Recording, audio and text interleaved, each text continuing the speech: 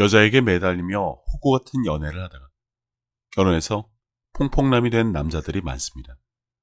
일상초 배우자가 아닌 여자를 만나 결혼해서 그 여자를 집안에 끌어들인 남자들이 잘못이죠. 성경에 뱀처럼 지혜롭게 하라는 말씀이 괜히 있는 것이 아닙니다. 최근 한국 사회는 이른바 사비 운동이라 불리는 흐름이 있던데 연애, 결혼, 출산, 성관계 등 여성에게 불리한 이것들 모두를 거부하자는 이 운동은 처음엔 일부 페미니스트들에 의해 여성의 자기 결정권과 남성과의 경쟁에서 발생하는 불이익, 그리고 결혼 여자에게 손해에 대한 반발로 시작되었지만 최근에는 남성들까지 이 흐름에 편승해 자기 나름의 절망과 냉소를 얹고 있는 모양새로 변질되고 있습니다.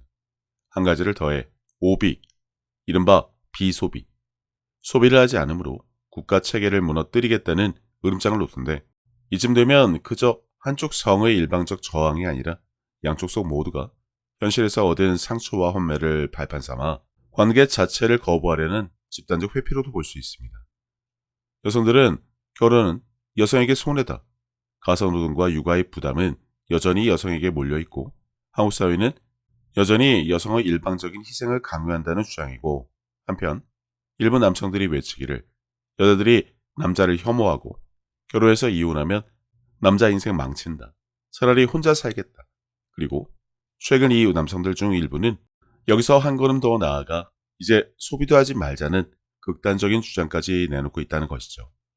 커플 데이트도 안 하고 명품도 안 사주고 외식도 줄이고 그렇게 소비까지 멈추어 경제 전체를 마비시키자는 것인데 말하자면 일종의 소극적 저항 운동이라고 봅니다.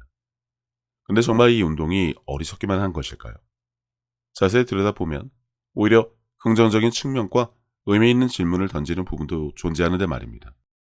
페미들이 얼토당토하는 사비운동 주장과는 다르게 이 운동의 핵심은 무분별함인데 아무 생각 없이 사회적 분위기에 휩쓸려 인생의 중요한 선택을 잘못하는 일부 사람들.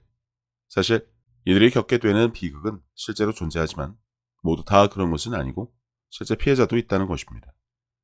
모든 남자가 호구거나 모든 여자가 김치녀의 재산 분할을 노리고 결혼하지 않는다인데 무계획한 연애로 상처를 받고 서로를 잘 모른 채 결혼해 갈등이 커지고 준비 없이 아이를 낳고 결국 감당할 수 없는 책임에 짓눌리며 경제적 부담에 허덕이다 파탄을 맞는 사람들이 있다는 이 현실을 부정할 수는 없다는 것이고요.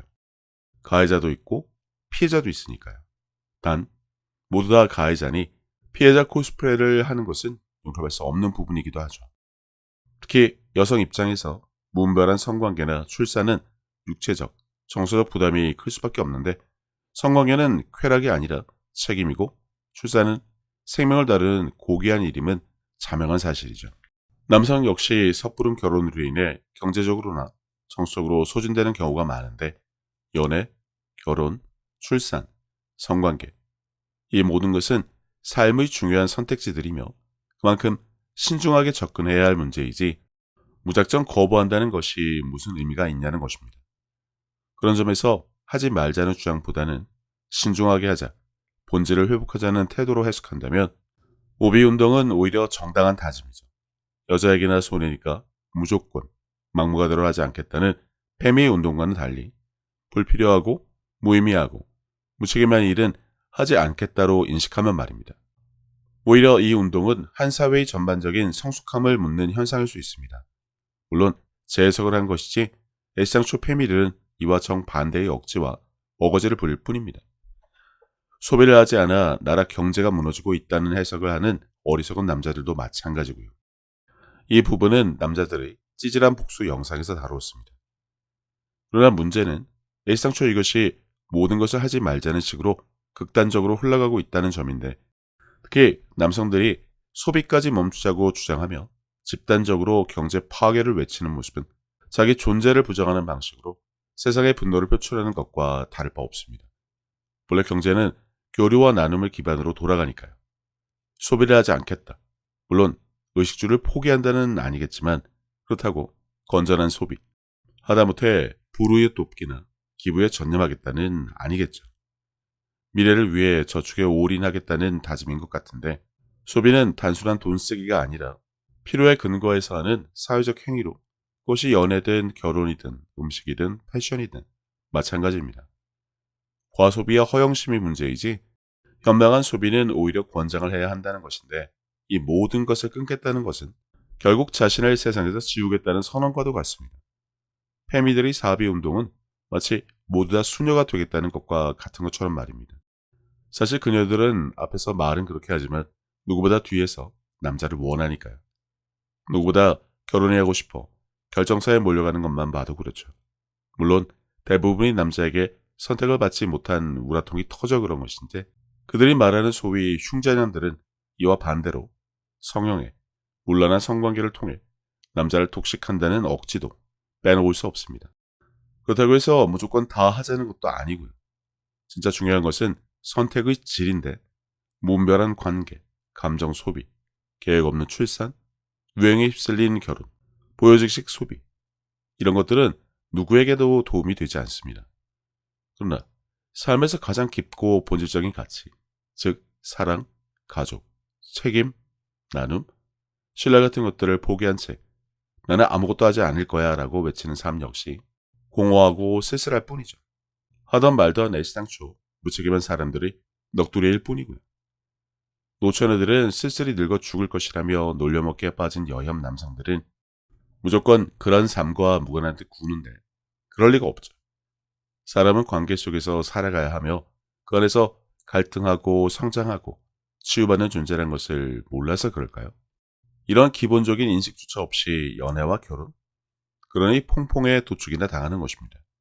그러니 차라리 그런 부류, 급의 사람들은 부디 결혼과 출산을 하지 말아야 합니다. 사실 무분별한 것의 거부는 고귀한 선택이 될 수 있지만 그것이 모든 것의 포기로 이어지는 순간 삶은 메마르고 험해질 수밖에 없습니다. 우리가 진짜 경계해야 할 것은 연애나 결혼, 출산이나 소비 자체가 아니라 그것을 대하는 무책임함과 미성숙함이니까요. 그리고 연애와 결혼을 하려면 최소한 그런 사람을 알아보는 성숙한 해안을 가져야 진정한 성인이란 것입니다. 그러나 그들은 퐁퐁에 설거지, 도축을 운운하지만 결과는 단 하나. 남자가 성숙하지도 뱀처럼 지럽지 못해 거르고 만나지 말았어야 하는 여자에 빠져 꾸역꾸역 연애를 하다가 결국 결혼해서 집안에 들여놓은 잘못에 대한 책임의식은 찾아볼 수 없죠. 죽으나 사나 여자 탓에 그녀들을 놀리는 재미에 빠져 있던데 대신 사회가 기대하는 틀에 맞추기 위해 혹은 외로움을 달래기 위해 혹은 외부로부터 인정을 받기 위해 무의식적 소비를 반복하는 삶. 그것이야말로 망가지는 삶의 시작이라는 것은 분명하게 인식을 하고 있어야 합니다. 따라서 하지 않겠다는 결단이 진정한 자기 성찰에서 나온 것이라면 그건 충분히 존중받아야 합니다. 하지만 그것이 단지 상처와 분노에 휘둘린 순간적인 보복 심리에서 비롯된 치기라면 이건 상당히 위험하죠. 그냥 발의 차이는 찐따에 급이 떨어지는 사람이니까요. 그리고 사회 전체를 같이 망하자는 식으로 끌고 가려는 자기 파괴적 발상이라면 그것은 결코 건설적인 대안이 아닙니다. 진짜 성숙한 사람은 외부 환경이나 성별 간 갈등에 따라 자신의 삶의 방향을 정하는 것이 아니라 스스로 삶의 본질과 가치를 분별하여 판단하는 사람이니까요. 하지 않겠다는 태도가 멋있어 보이려면 거기에 철학과 성찰, 그리고 책임이 있어야 합니다. 그리고 탁월한 절제도 필요하고요. 그리고 그 태도는 사회를 무너뜨리기 위한 것이 아니라 오히려 더 나은 사회를 향한 내면의 혁명이 먼저 되어야 하고 그러한 사람들이 점점 늘어나게 되어야 건설적인 방향으로 나아갈 수 있습니다. 그대로 이 운동이 역설적으로 긍정적인 가능성을 품고 있는 이유는 오히려 지금은 하지 않음으로써 나중에 더 바르고 건강한 선택을 할 수 있는 토대가 마련되기 때문이죠. 무분별한 연애와 성관계를 멀리하고 충동적 결혼과 소비를 멈춘 사람은 자연히 자신의 삶을 성찰하고 진정으로 의미 있는 관계를 준비할 수 있으니까요. 돈은 아끼고 감정은 남용되지 않으며 성관계나 출산도 책임감 있게 이루어지게 되면 언젠가 정작 필요할 때 정말 인생의 배우자를 만났을 때 당당하고 떳떳할 수 있으니까요. 물론 건강한 자녀를 출산하는 것까지 포함해서 말입니다. 지금처럼 과거를 속이고 숨기고 현실 도피를 위한 도구로 연애와 결혼을 이용하려는 일부 불안당과 다르게 말입니다. 그렇게 하므로 미래의 배우자에게도 불필요한 죄책감 없이 온전히 헌신할 수 있고 더 건강한 아이, 더 안정된 가정, 더 바른 결혼 문화, 그리고 건전한 소비가 자리 잡을 수 있으니까요. 중요한 건 하지 않는 것 자체가 아니라 그 멈춤을 통해 더 나은 방향으로 나아갈 수 있는 가능성을 스스로 여는 것입니다. 성경은 절제할 수 없으면 결혼하라고 하는데 지금 한국은 이와 반대죠. 결혼하고도 절제를 못해 불륜이 판을 치니 말입니다. 그러니 덮어놓고 뭔가 있어 보이게 사비를 외쳐봐야 이미 전 세계 웃음거리가 된 마당에 오비, 잘못된 연애와 성관계와 결혼과 출산과 소비를 하지 않겠다는 다짐으로 올바른 오비를 실천하면 그런 운동이라면 굳이 출생률 올려보려고 엄한 일은 하지 않아도 될 것입니다.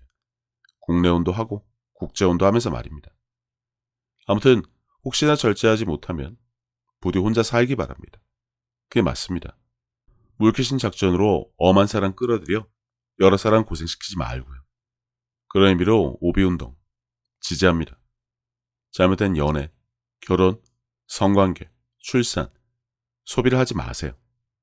이미 낙태, 명품 소비, 성형, 원정 성매매, 전 세계 1위의 치욕을 달성했으니 말입니다. 다음 영상은 혐오시대, 진리의 반격, 외전 2편, 내가 더 힘들어 편에서 뵙도록 하겠습니다.